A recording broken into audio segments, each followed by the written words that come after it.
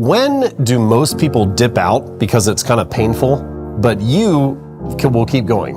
You know, you actually, the pain of it doesn't bother you as much as it bothers other people.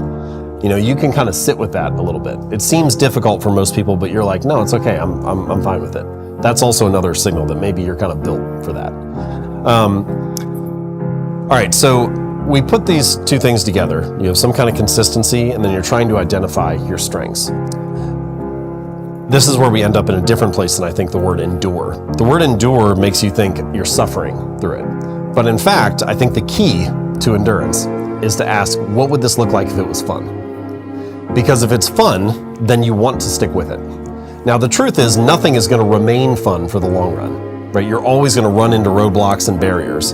But the person who is having fun at the start, that is the person who's going to stick with it when it gets tough.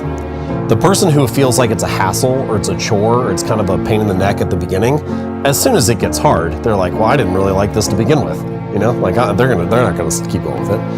And so I think part of the lesson, and this is what I hope for my kids, is that they can, I don't really care what they end up doing, but I hope they find something that lights them up.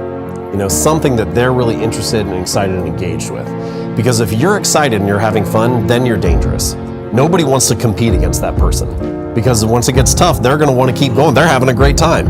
You know, everybody else is kind of suffering. And so I think that the way to, one time David Epstein, who wrote Sports Gene and Range and a number of other books, he told me grit is fit. And what he means is that when you have a good fit with something, when you are well suited to it, that's when you're gritty.